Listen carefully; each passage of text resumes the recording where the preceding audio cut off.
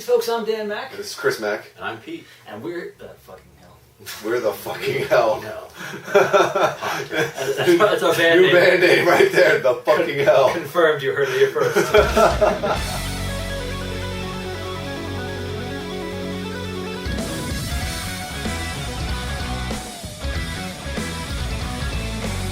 Greetings, folks. I'm Dan Mack. This is Chris Mack. And I'm Pete. Welcoming you to the Shred Shack. March 2016 has passed, and we had a little bit of a problem picking a few albums for our top 3 this month. But I think we've rounded out a pretty goddamn good list. We're going to forego honorable mentions this month and just cut right to it. Here are our top 3.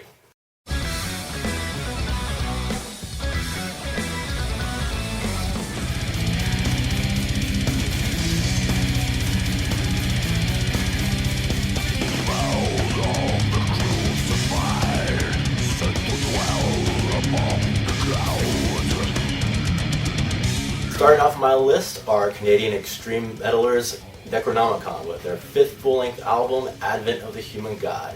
Necronomicon have a reputation for a painstaking production process, but it actually pays off with this release.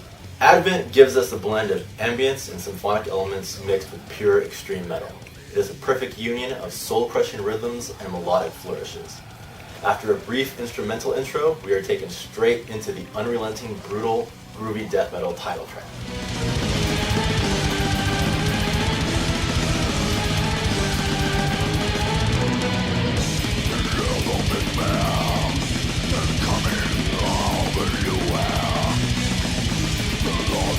Perhaps the best song on the album, which truly showcases all of Necronomicon's talent, is Crown of Thorns. Here we have some heavy, chugging metal that is combined effortlessly with soaring orchestral passages.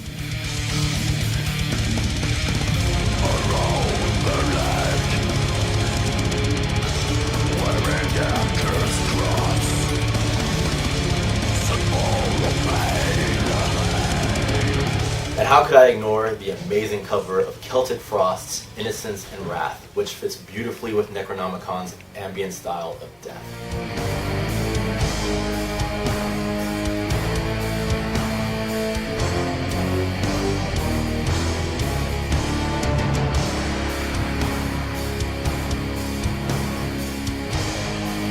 At times, the corpse paint and symphonic death can be reminiscent of latter-day Dimmu Borgir, but rest assured that there is no gimmick here. With nearly 3 decades of work under their belt, Necronomicon proved to us with this album that they are true masters of their craft.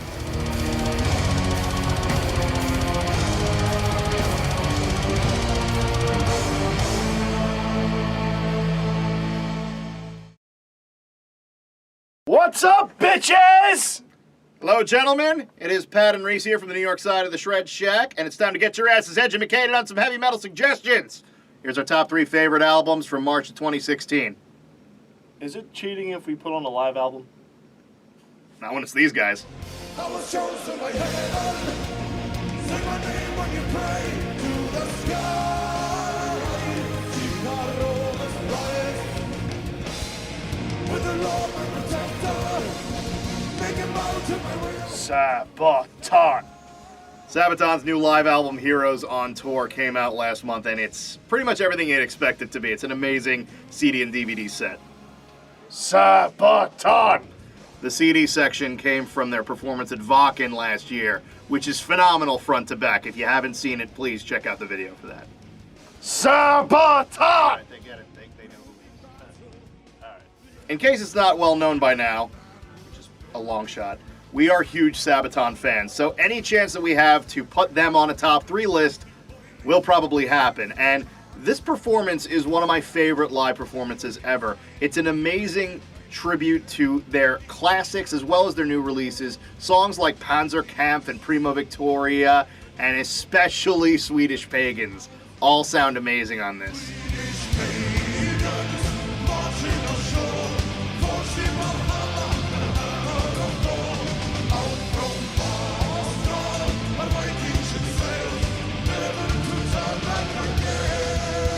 Since the collection is called Heroes on Tour, it's pretty obvious that most of the songs come off of the album Heroes. No Bullets Fly, To Hell and Back, Resist and Bite, all sound amazing. flying home, killing machine, and goodbye to the cross. He deserves, he lives his life 2 times a day. Now, normally when Sabaton goes on tour, they like to change it up a little bit. They'll increase the tempo or decrease it, change the tune that it's played in, but it's always done in a positive light. It really changes up the sound. It makes it sound, more fresh, makes it sound better. Especially, Primo Victoria. Sped up, awesome.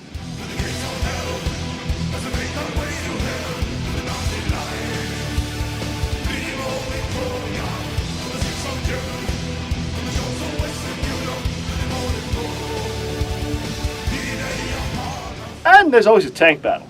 Nothing can go wrong with a tank battle. I think pretty much every album would be better if there was a tank battle in it. Lulu. I think almost every album would be better if there was a tank battle in it.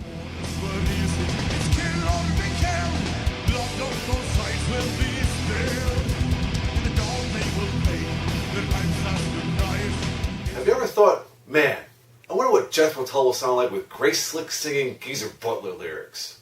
Anybody? No? Well, the answer to that very specific question is Toronto's Blood Ceremony. The weather never changes, forgotten yesterdays. At play in the ether, forgotten in the haze. All my children are as one. I first heard of this band a few years ago when it seemed that the retro rock scene was on the verge of exploding. I was immediately impressed not only with their vintage sound, but their straight out of the 70s songwriting.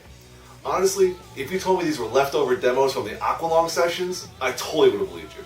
But I have to admit, they fell off my radar once I discovered and became a little obsessed with Royal Thunder. And I had no idea that a new record was on the horizon.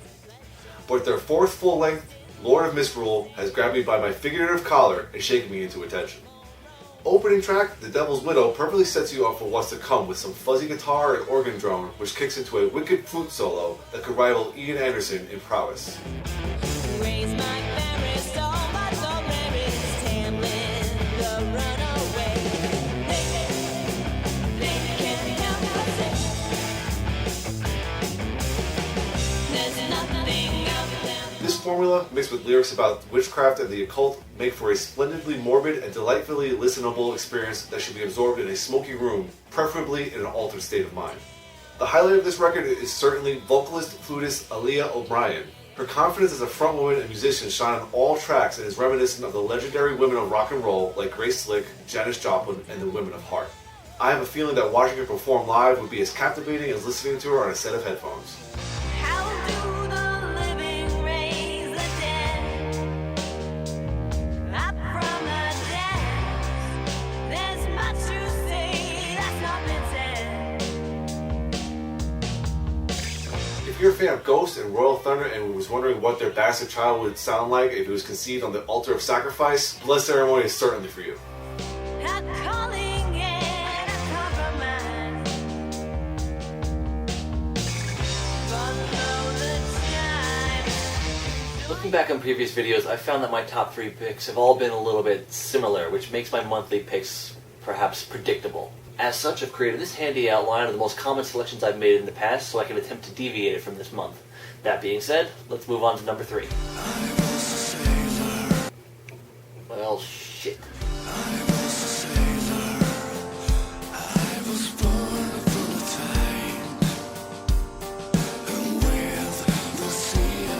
Beseeches My Darkness, Darkness is the first album released since the Reformation in 2012 following a 6-year hiatus. Going into this, I was a little more familiar with the band's earliest material on From a Bleeding Heart, so little did I realize that the doom-laden trudging of tracks like Rainbow Man had been traded in for a more melodic and accessible style not unlike Latter-day Sentenced or His Infernal Majesty. The music presented here forgoes technicality for simply structured songs that emphasize emotion over flashiness, as most of the tracks are slow to mid-tempo affairs, with a heavy mournful piano and keyboard presence making each song sound like an elegy.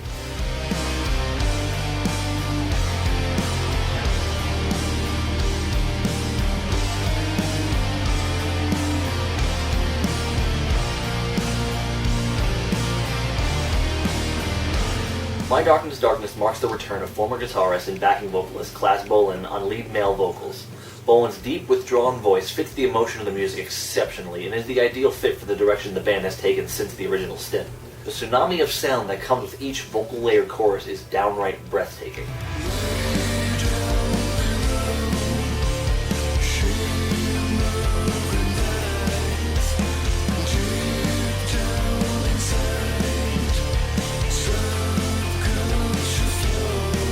And only made that much better by the inclusion of new female vocalist Angelina Soares.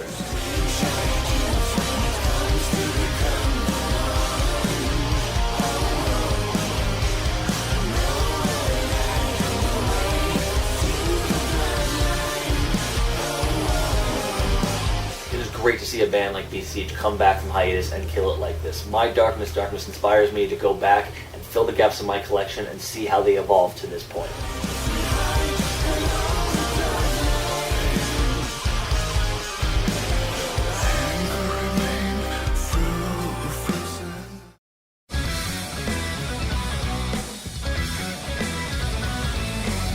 Next up for me is a pretty interesting album called A Piece for Mind and Mirror by Skugsia.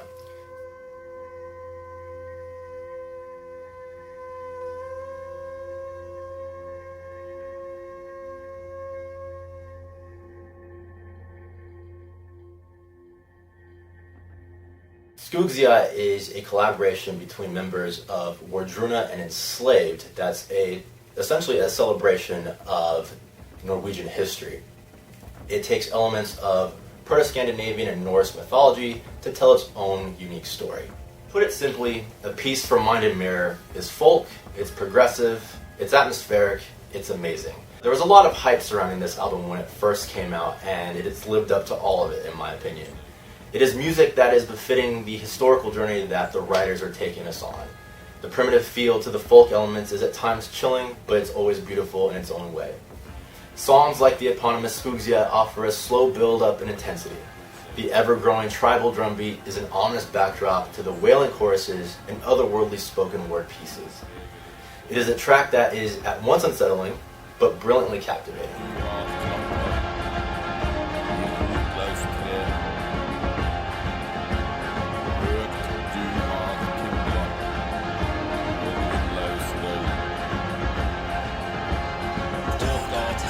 Transitioning into a track like Tor Hund, we are presented with a more prog metal feel that still retains those ambient folk elements.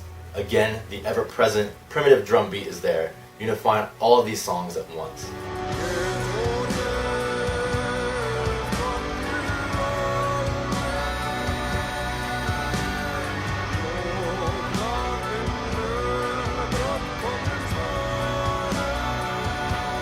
Of course, you need to experience an album like this as a holistic piece to get the most out of it, but if you were to just listen to one track, you would start with the third one, entitled Makta Agvenira for All Tid. The vocal layering on this track is the stuff of legends, and though I don't understand a single word of the song, the lyrics are still haunting me long after I've listened to it.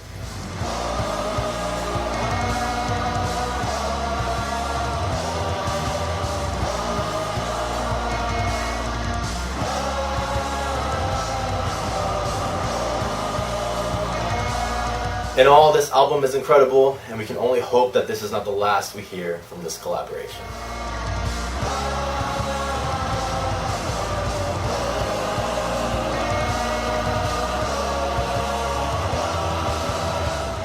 We have a long personal history with Caliban. They actually were the third band to play at the first show where we actually met. And their discography isn't perfect, but what they do right, they do very well, and they've only gotten better over time, which really culminates in this album. It's their 10th album, and it's called Gravity.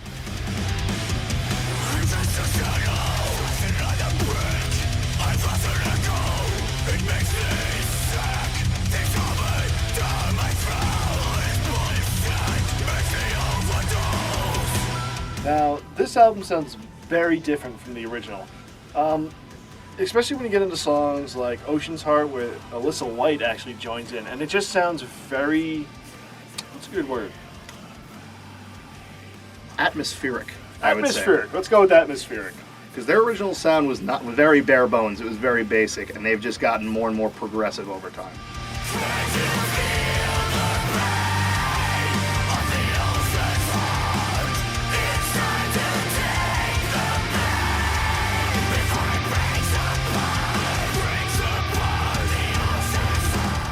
the band made Say Hello to Tragedy a couple years ago, they've just been on this amazing incline that they haven't really backed away from. And this album has some of the most intense Caliban songs that I've ever heard in my life, like Inferno.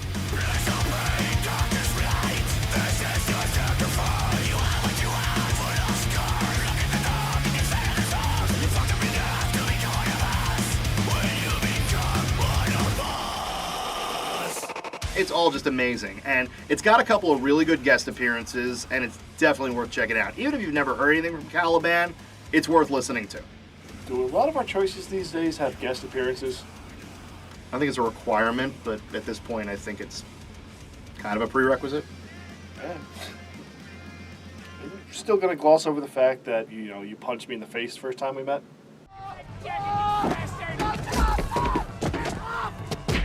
Stay still! I feel like everybody's heard that story already. Oh, okay.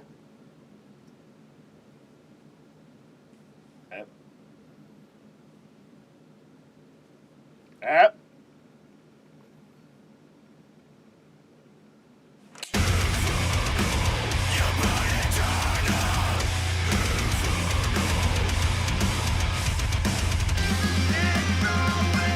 Up until recently, I've only had a passive interest in Walls of Jericho. They were always mentioned in the same breath as other hardcore bands like Hatebreed, Bleeding Through, and Bury Your Dead, all of which I like to varying degrees, but I never gave them an honest chance.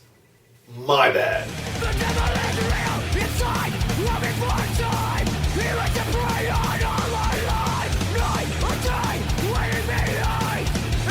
No One Can Save You From Yourself is the fifth full-length record from the Detroit five-piece, and is a brutal onslaught from the get-go. Riffs are thunderous and in your face. There are also awesome hardcore breakdowns and excellent use of gang vocals. All I envision while listening is a pit with bodies flying everywhere trying to get to the mic to sing their hearts out. The most interesting thing I found on this record is that as it progressed, it actually got more, dare I say, melodic. It kind of catches you off guard at first in the chorus to Cutbird, but slowly makes its way naturally into other aspects of the music, including intros and overlaid octave strumming guitar lines.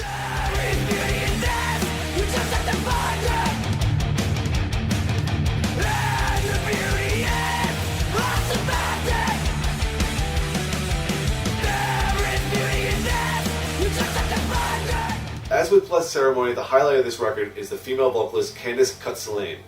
She's an absolute powerhouse, which should come as no surprise as she's also a competitive powerlifter. Her vocal style is throat-ripping guttural, which is performed far better and with more consistency than some of her male contemporaries. She delivers a message of empowerment in such an in-your-face way that you cannot help but get yourself ready to take on the world, knowing the only option is success.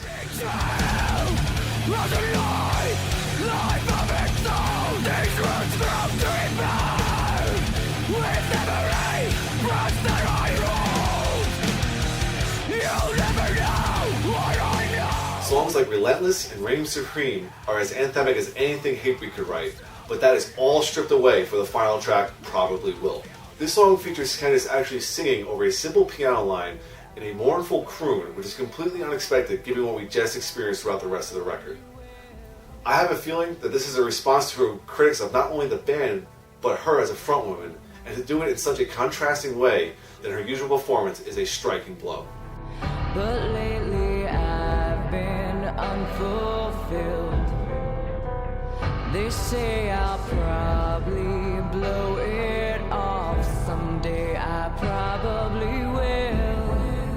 All in all, this album is a damn fine example of American hardcore, and yes, I can lift, and so should you. Each other, the way they talk about themselves. Well, they can talk. Fucking seriously.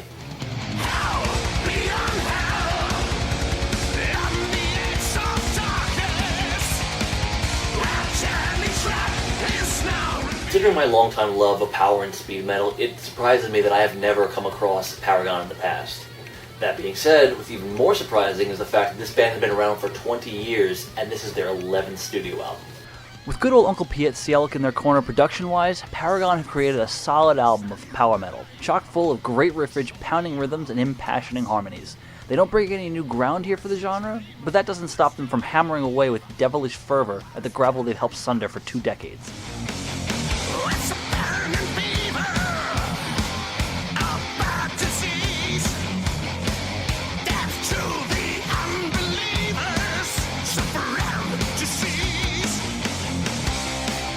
The vocals of Andreas Babushkin combine the deep grit of German contemporaries like Udo Dirkschneider and the aforementioned Sielk with the more nasally yet gritty nonetheless stylings of Biff Byford and Bobby Blitz. Babushkin trades off between these two styles at will, making his delivery unpredictable yet engaging, and rounding out the fist-pumping zeal of an uncompromising band in an uncompromising genre.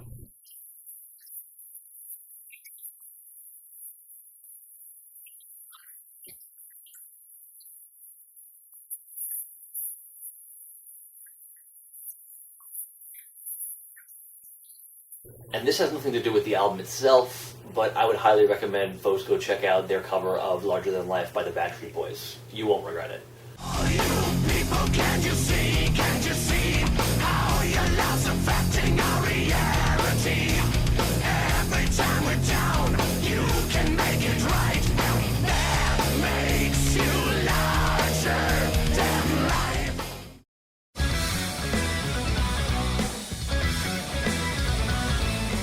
So my number one pick for the month of March is the new album from the fuck? Alright, let's try that again. So my number one pick for the month of March is the new album from a... What the fuck, Dan? Like it. Alright, try one more take. My number one pick is okay. What if I said that my number one pick was Five Finger Death Punch? Oh, come on, what the fuck? You know what? Fuck it, I'll just pick something else. This is obviously not working.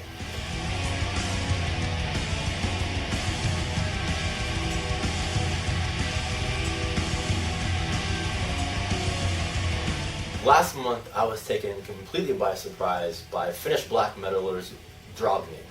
Drognim have been around for about 17 years, but have just released their third full-length album called Voltrain. Obviously, I had never heard of them before, but I'm glad I finally discovered them because Voltrain is absolutely amazing. Voltrain's sound has its roots firmly embedded in early proto-Viking and black metal. Imagine the black metal stylings of early Bathory mixed with epic fanfare of later Bathory, and you have the booming yet brooding sound of Drognim. The opening track, That Name Is Hate, is an absolute soul crusher. With a galloping pace, harmonizing guitars, and grand orchestral breaks, it perfectly sets the tone for the rest of the album.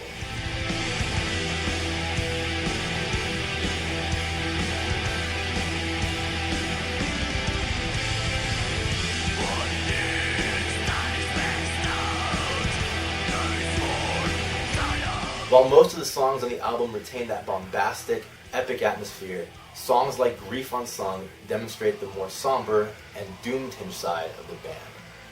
Noticeably slower, bleaker, and grittier than the other tracks on the album, the pagan metal style here is more apparent and is probably more reminiscent of something along the lines of an Agalloch album.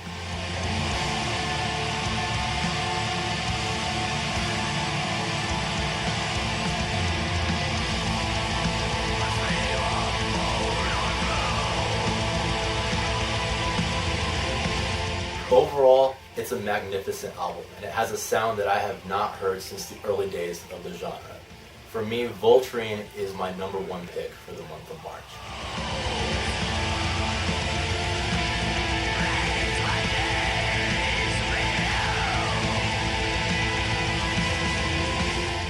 Sounds like people's having some trouble here. Oh well. Time for our number one pick, and it is the new album from Kill. I didn't know you could make that sound. I can't. You try it.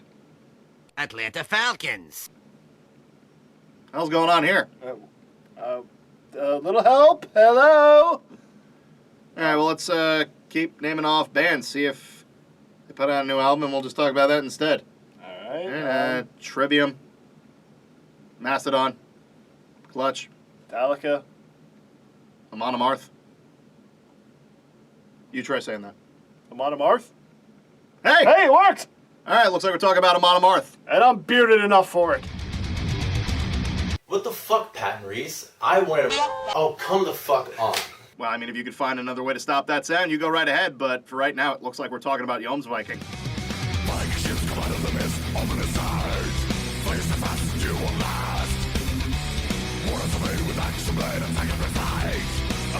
I don't think there's been a bad Amon Amarth album to date, but that's a personal thing on my end. Honestly, there's a couple little tweaks and differences between each of the albums in terms of the performance and the production, but they do have the same general sound, and it's all still amazing every time. Even when I just heard the first track on this, First Kill, I knew that this was going to be one of my favorite AA albums.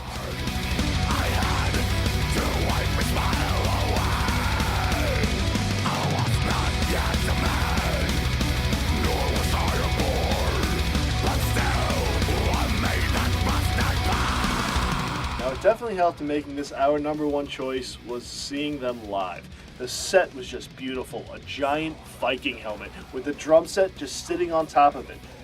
Actual Viking warriors coming out with swords, battle axes, shields, and at one point even pointing arrows at the audience. There were also other songs that fit really well when we were watching it, especially Raise Your Horns, which we got this t-shirt to commemorate our good times. Why does yours smells like beers and nachos? I wore it to trivia night the other night and I haven't had time to wash it. Ew. We needed a visual aid. You could have just put up a picture of it.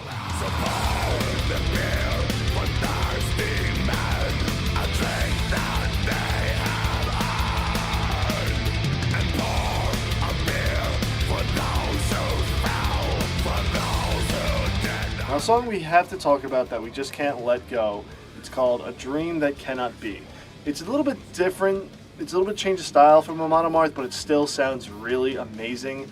And it has a very special guest on it, a special friend of the show. Who we've talked to several times in several different interviews, and she is the nicest person in heavy metal. Mrs. Doro Pesh. We love her, she sounds amazing on the track. Her voice complements it so well. Ugh! Her and Johan need to do more stuff together because I was honestly amazed at how well they fit together. I don't think there's ever actually been an Amon Amarth collaboration with somebody else where I've hated it, like when he was with the guy from Entombed for Guardians of Asgard, and especially with him and Messiah Marcolin from Candlemass. That's what it actually reminded me the most of.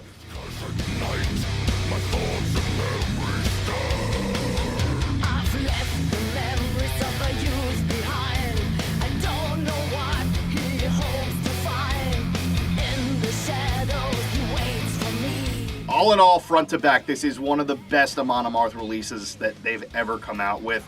It's got that sense of classic sound that'll keep all the longtime fans there, but enough variation where if there's anybody who's actually jaded by the band at this point, they can find something new and original to enjoy. So I just loved it. I thought it's one of the best albums they've put out yet, and I recommend it to absolutely everybody.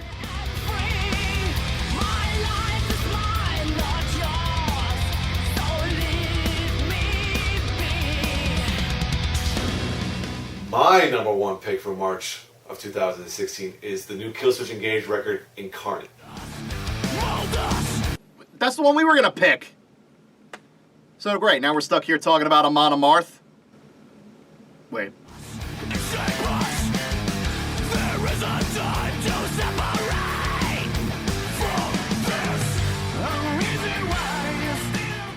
I got seriously into Killswitch Engage with their End of Heartache record. I love their blend of aggressive sounding music with themes of love and heartache. I get it! Shut it, Nappa. By the time of the self-titled album, their third with Howard Jones, the recurring themes got kind of stale, and I had grown to really appreciate Alive or Just Breathing with original vocalist Jesse Leach. When it was announced in 2012 that Jones was departing the band to be ultimately replaced by Leach, I was extremely excited and was rewarded with the excellent return album Disarm and Descent. But after such an amazing record, I was fearful of a step back, almost like a sophomore slump. To say I was pleased with this new release would be an understatement.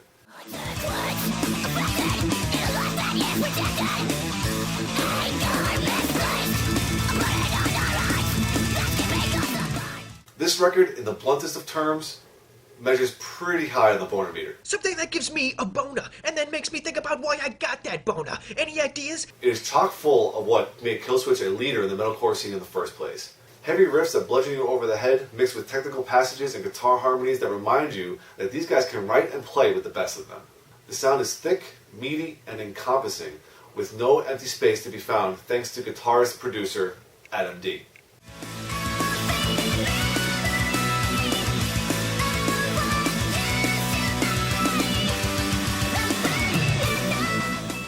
The highlight of this record is Jesse Leach. His screams are as strong as ever, and his clean choruses soar over the music and catch your attention. But the best aspect of having him back in the band is the lyrics. His message of humanity, reclaiming its sense of self, and taking responsibility for their actions, and making the changes they desire to see on their own, is so refreshing in a scene that tends to point fingers at problems without posing no solutions. Songs like Hate by Design, Strength of the Mind, and Ascension are such an antithesis to songs by bands like Five Finger Death Punch and Slayer that I feel better as a person listening to them.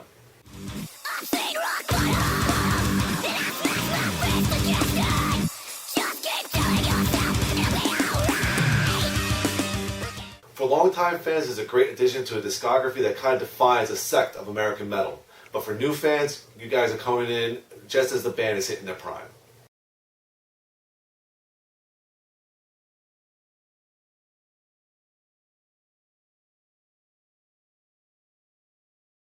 Alright, let's break the cycle. Here's my number one.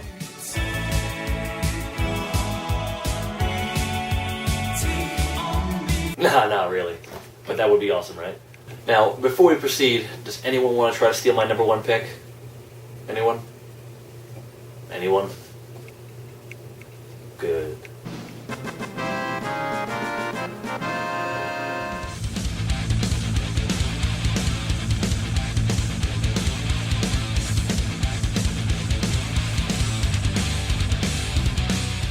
Alright, to hell with the outline. This album is too good not to talk about. I started developing my appreciation for Metal Church at the dawn of the Ronnie Monroe era, but upon hearing the song Loader Overdrive and subsequently the album Hanging in the Balance, I grew to love everything they did with Mike Howe. When it was announced that Mike would be returning to the band, I was ecstatic. Not that I disliked David Wayne or Ronnie Monroe, but Mike Howe's gritty style resonated with the ferocity of the band's lyrics and rounded out a unit that was a tour de force during their seemingly brief stint. Nearly a year after the announcement of Howe's return, Metal Church dropped the appropriately titled 11, and it is a gem of traditional metal.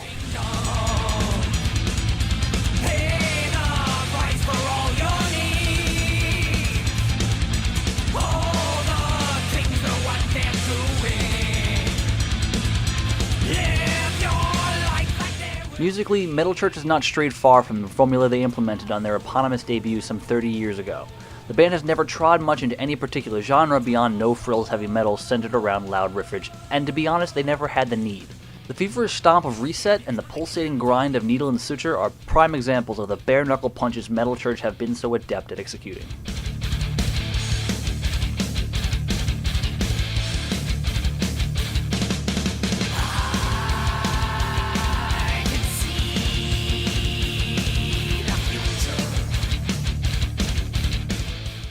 I'll admit though, when I first heard the single Killing Your Time, I was concerned with how Mike Howe would sound now, 20 years on since the band's initial breakup. His delivery in the verses sounded a little forced, even strained. However, after hearing the rest of the album beyond this track, all concerns were laid to rest. Mike Howe kills it here, giving the vocal slot the much-needed conviction that Ronnie Monroe unfortunately lacked.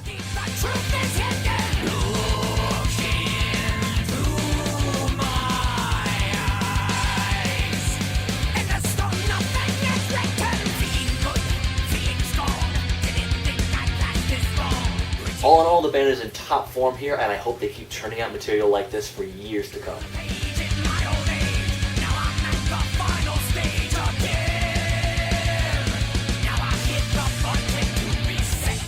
So, for better or for worse, those are our top three for the month. A few people may be a little bit butthurt. But let us know what you think in the comments below or on our Facebook page, facebook.com/theshredshack. So until next time, I'm Dan Mack. This is Chris Mack. And I'm Pete. And we bid you adieu.